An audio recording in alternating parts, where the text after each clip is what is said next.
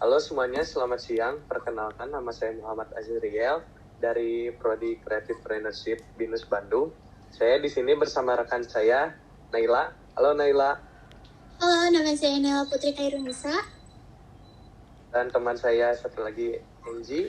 Halo, nama saya Angelina. Nah, pada hari ini kita berkesempatan untuk mewawancarai seorang entrepreneur sukses yang bernama Ibu Derin. Halo Ibu Derin, apa kabar? Baik, alhamdulillah. Tolong ada telepon. Ya. Alhamdulillah baik. Dari mana? Baik Bu, pada kesempatan kali ini izinkan saya untuk melakukan serangkaian wawancara terhadap kegiatan usaha yang sedang Ibu jalani. Baik ya Bu Derin, saya mulai. Ya.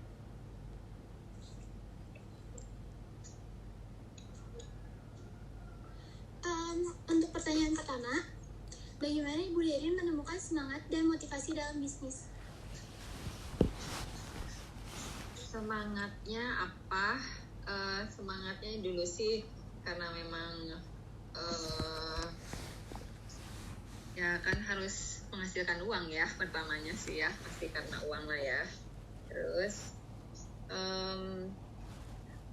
dulu juga saya pernah kerja juga di bidang yang sama. Terus setelah menikah saya berhenti kerja, terus suami mulai cari kerjaan, terus dapat kerjaan yang bidang yang sama gitu, kebetulan dengan yang itu saya pernah kerja gitu. Ini pertanyaannya motivasinya ya, motivasinya pasti pertamanya sih karena uang gitu. Oke, untuk pertanyaan kedua, bagaimana Ibu Derin mengenali peluang dan menghasilkan ide?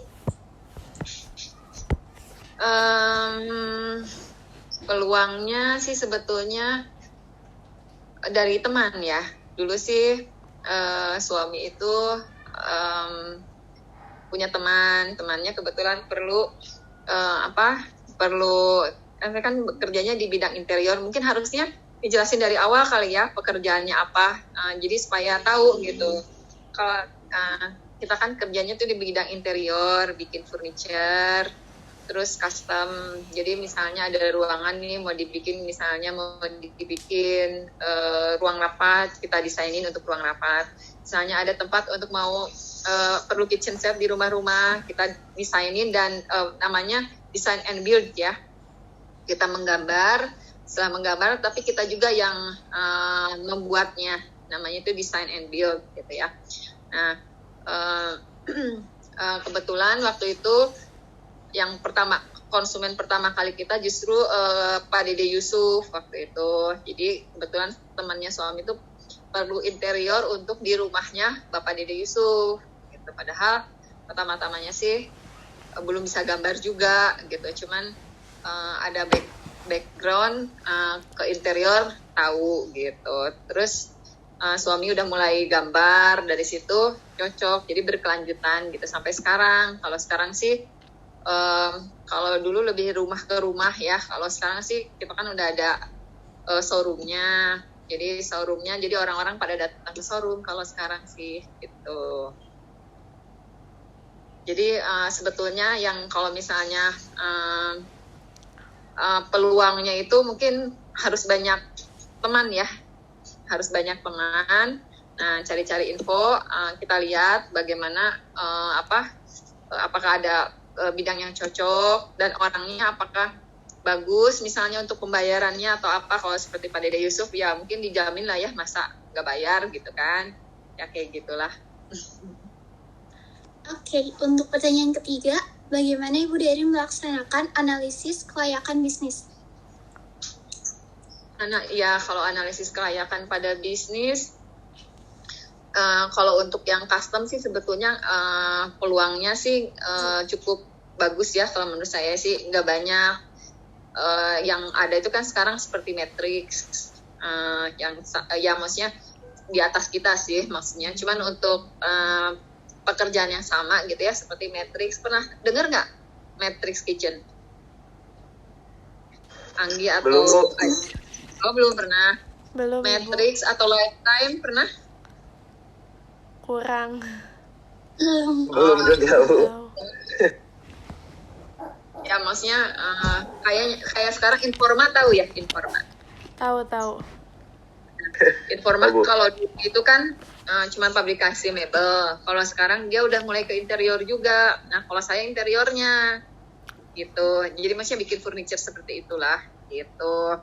Terus jadi kalau kelayakannya sih karena kita sih melihat peluangnya lebih besar gitu ya, karena sedikit sih orang yang mau mengerjakan custom karena cukup complicated lah, soalnya kan setiap ruangan pasti berbeda-beda, bukan yang custom misalnya kita bikin meja semuanya bikin 100, enggak, kita bikinnya satu konsumen beda desain dengan konsumen yang lain, enggak ada yang sama desainnya gitu.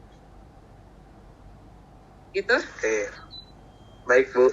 Nah, kebetulan pertanyaan nomor 4 barusan Ibu Derin sudah menjelaskan juga. Kita lanjut aja ke pertanyaan selanjutnya. Siapa saja pesaing dalam bisnis dan bagaimana cara menafsirkan persaingannya, Bu? Sebetulnya kalau banyak juga sih, cuman semenjak corona ini banyak yang pekerjaan yang sama dengan saya sih lebih banyak yang tutup ya dibanding banyak yang bubar. Kalau untuk maksudnya untuk yang kecil-kecilnya sih banyak yang bubar gitu ya. Nah, kalau untuk yang besar-besarnya seperti yang saya bilang tadi, Informa, Matrix, terus Lifetime itu masih ya, mereka udah udah tinggi banget gitu, udah bagus banget sih untuk ininya, untuk marketingnya juga bagus, untuk mungkin keuangannya juga mereka bagus gitu. Terus kalau menurut saya sih justru dengan ada kompetitor seperti itu, pesaing seperti itu bagus ya, membuat kita harus lebih baik gitu dari mereka, dengan harga yang lebih murah dari mereka, dengan kualitas yang hampir sama mungkin ya, kalau bisa sih lebih baik dari mereka, tapi harga lebih murah dari mereka, dan pelayanannya ya yang harus lebih baik gitu. Oke, baik, Bu. Ya. Kalau dari pertanyaan saya, paten jenis apa yang dimiliki oleh Ibu Derin? Kalau karena saya custom, saya sih nggak ada barang yang bisa saya patenkan, paling nama yang dipatenkan gitu. Cuman untuk saat ini sih memang belum kita patenkan kalau untuk nama gitu. Oh, pertanyaan selanjutnya, bagaimana Ibu Derin memandang pentingnya memiliki paten? Paten pentingnya supaya nama kita itu nggak diambil orang dan seolah-olah milik kita, lalu mereka dengan buka tapi belum tentu kualitasnya sama dengan kita gitu ya. Jadi itu sebetulnya bagus ya, supaya kitanya lebih aman juga ya. Jadi misalnya dengan nama kita nggak ada orang yang pakai gitu, nggak ada orang yang bisa sembarangan pakai gitu.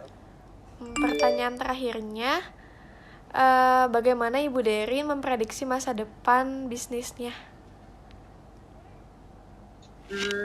Kalau saya sih lebih saya jalankan sekarang dengan yang ada, dan konsumen yang sudah masuk kita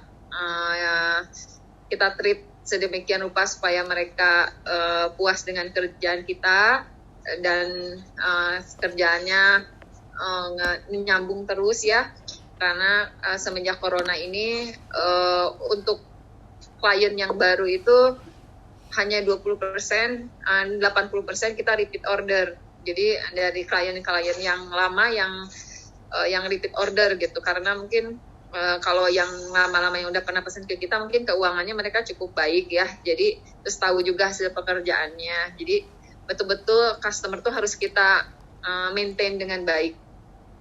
Kedepannya kita serahkan sama Allah ya, yang pasti kita harus mengerjakan yang paling baik, yang terbaik yang bisa kita lakukan gitu. Terus kalau kedepannya, kalau menurut saya sih insya Allah akan lebih baik. Oke, makasih Ibu. Ya. Baik, Bu. Mungkin sekian pertanyaan dari kami. Terima kasih atas waktunya dan mohon Ya. maaf apabila ada salah kata. Selamat siang, Bu. Selamat Masih siang. Bu, terima Selamat siang kasih. Ibu, makasih. Terima kasih, Bu.